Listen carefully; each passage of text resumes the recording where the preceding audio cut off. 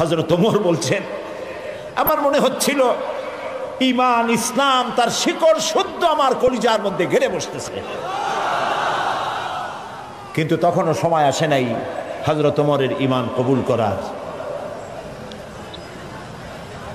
প্রিয় ভাই সব, রাসূলকে আল্লাহ রাব্বুল আলামিন পৃথিবীতে পাঠালেন এজন্য নয় তিনি আমাদেরকে মেসাক করা শুধু শিখাবেন, তিনি আমাদেরকে শুধু দাড়ি আর টুপির কথা বলবেন। একটি সমাজ বিপ্লব, একটি রাষ্ট্র বিপ্লব করার জন্য পাঠিয়েছেন। চুরি, ডাকাতি, জেনা, ব্যভিচার, হত্যা, ধর্ষণে ভরপুর সমাজ, এখানে এসেছেন তিনি। এই জাতির উপায়, এ মানুষ বাঁচবে কি করে, এর লক্ষ্য কি, উদ্দেশ্য কি, যাবে কই? আহারে, গরিবদের বাঁচার কোনো অধিকার নাই। গরিবরা শোষিত, নির্যাতিত, নিপীড়িত, নিগৃহীত। বড় লোকদের সব জোর জার মুলুকটা। আর নারী, নারীর জীবনের তো কোনো দামই নাই। নারী হয়ে জন্মগ্রহণ করাই আজন্ম পাপ। মেয়ে হয়ে জন্মগ্রহণ করেছে, আষাঢ় মেরে মেরে ফেলতেছে। রাসূল এই জিনিসগুলি দেখলেন, নিজের চোখে অবলোকন করলেন। একটা ব্যতিক্রমী স্বভাব দিয়ে তিনি তৈরি হচ্ছেন। লোকেরা লক্ষ্য করলো, এক পর্যায়ে মক্কার লোকেরা রাসূলের নাম ভুলে গেল। নাম ছিল কি? নাম কি? মুহাম্মদ। বলেন নাম কি? সবাই বলেন সাল্লাল্লাহু আলাইহি ওয়াসাল্লাম। মনে থাকে যেন রাসূলের নাম যখন শুনবেন, যখন পড়বেন, কি বলবেন? ভুলে যাবেন না। লোকেরা নাম ভুলে যেতে বসলো কেন? তিনি পরিচিত হলেন আল আমিন বলে। লোকেরা বলা শুরু করলো, এই ঘটনার জন্য যাও আল আমিনকে বলো, চলো আল আমিনের কাছে যাই। ওই যে আল আমিন আসতেছে। বিশ্বাসী হিসাবে পরিগণিত হলেন সকলের কাছে, বিশ্বাসী। এবং নাম আরো হলো সাদেক, সত্যবাদী। নবীজি যখন মক্কা থেকে হিজরত করে মদিনায় যান, যাওয়ার সময় হযরত আলীকে বলেছিলেন, আলী, আল্লাহ তাআলা অর্ডার করেছেন আমাকে মদিনায় যাওয়ার জন্য হিজরত করে, তুমি আমার বিছানায় শুয়ে থাকো আর একটা কাগজ কলম নাও, একটা লিস্ট তৈরি করো। হযরত আলী বলেন, আমি লিস্ট দিলাম আমানতে। সেই আমানত যারা রাখছে অধিকাংশ কাফেরের আমানত রাখছে। কার কাছে? মুহাম্মদ সাল্লাল্লাহু আলাইহি ওয়াসাল্লামের কাছে আমানত রেখেছে। কেন?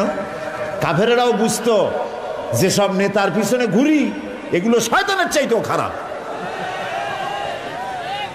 মুহাম্মদ সাল্লাল্লাহু আলাইহি ওয়াসাল্লামের সাথে বিরোধিতা করি নেতাদের জ্বালায় পড়িয়া। আসলে তার মতো ভালো মানুষ আকাশের নিচে জমিনের উপরে আর নাই। কাফেরেরাও বুঝতো।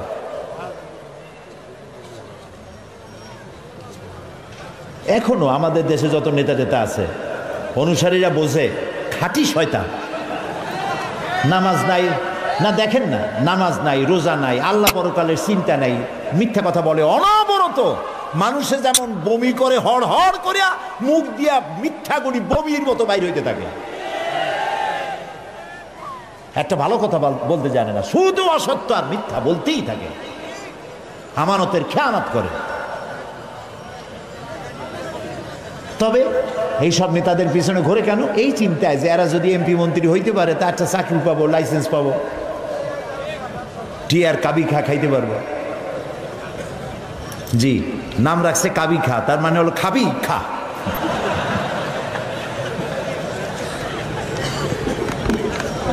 নবী করিম সাল্লাল্লাহু আলাইহি ওয়াসাল্লাম, আপনার আমার জীবন, আমাদের মা বাপের জীবন উৎসর্গ হোক রাসূলের কদম মোবারকের উপরে। সারাটা দুনিয়া ঋণী তার কাছে, তার স্বভাব চরিত্রের কাছে। মুহাম্মদুর রাসূলুল্লাহ সাল্লাল্লাহু আলাইহি ওয়াসাল্লাম এই সমাজে বড় হলেন, বেড়ে উঠলেন, লক্ষ্য করলেন এদের বাঁচাবো কেমনে, উপায় কি? তিনি গারে হেরায় চলে গেলেন। ওটার নাম জাবালে নূর। আমরা গারে হেরা বলি, কিন্তু মক্কা শরীফে যে গারে হেরা কইলে কেউ চেনবে না। জাবালে নূর, ওই জাবালে নূরে উঠলেন, অনেক উঁচা। আল্লাহ দয়া করে আমাকে একবার ওঠার তৌফিক দিয়েছিলেন, একবার উঠছি। তখন তো আমার শরীর টরীর অনেক ভালো ছিল, ভালো মানে মোটা ছিলাম বেশি। উঠতে গিয়ে 3 বোতল পেপসি খাওয়া লাগছে, আর 2-3 দিন উরুতে ব্যথা ছিল। তাহলে চিন্তা করেন কত উঁচা। সেই পাহাড়ের অনেক উঁচায় একটা ছোট্ট জায়গা, একটা রাস্তা আছে একটুখানি, এই সোজাভাবে ঢোকা যায় না, কাত হয়ে কইয়া কাইতেছেন আমাদের দেশে বলে, ওই কইয়া কাইত হয়ে ঢোকা যায়। এবং ওখানে একটা জায়গা আছে যেখানে 2 জন একসাথে নামাজ পড়তে পারে, এরকম একটা গুহা। সেখানে নবী করিম সাল্লাল্লাহু আলাইহি ওয়াসাল্লাম চিন্তা গবেষণা করতে লাগলেন।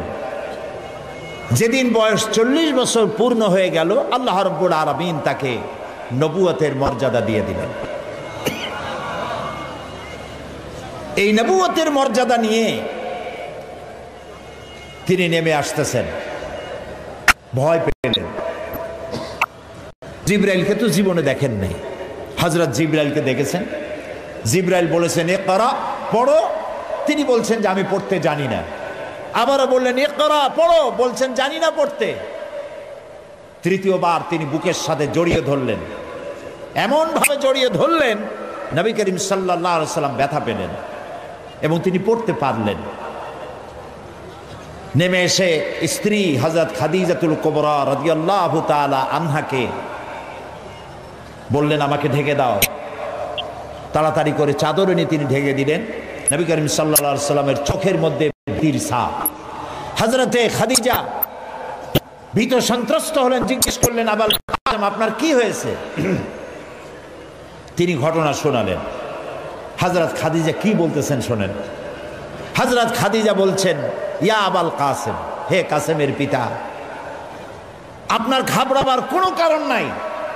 কোন দুষ্ট জিন, কোন দুষ্ট শয়তান আপনাকে অনিষ্ট করতে পারে না, কারণ আপনি সত্যবাদী। আপনাকে কোন দুষ্ট জিন, কোন শয়তান আপনাকে অনিষ্ট করতে পারে না, কারণ আপনি আত্মীয়তার হক আদায় করেন।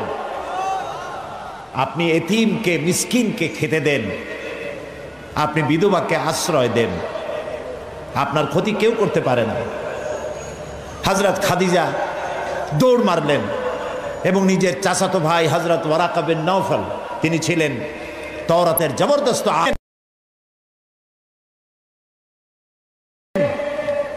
নবীজির মুখে খবর শুনলেন। সবটা শুনে নবীজির মস্তক মোবারকের উপরে চুমো খেয়ে বললেন কুদ্দুসুন কুদ্দুসুন, অতি পবিত্র, মহাপবিত্র ইয়া মুহাম্মদ সাল্লাল্লাহু আলাইহি ওয়াসাল্লাম। আপনার কাছে যিনি এসেছিলেন তিনি কোনো জিন নয়, তিনি মহাপবিত্র আত্মা, তিনি ফেরেশতা। যে ফেরেশতা এসেছেন ইব্রাহিম, মূসা, ঈসা, ইয়াকুব, আইয়ুব, সমস্ত নবীদের কাছে যে ফেরেশতা এসে, সেই জিবরাইল এসেছিলেন আপনার কাছে। তাওরাতে আমি যা পড়েছি তার সাথে মিল হয়ে যাচ্ছে, আপনি আখিরি জামানার পয়গম্বর। তবে আমার জন্য আফসোস, আমি বৃদ্ধ, এই জাতি আপনাকে খুব কষ্ট দেবে, নির্যাতন করবে।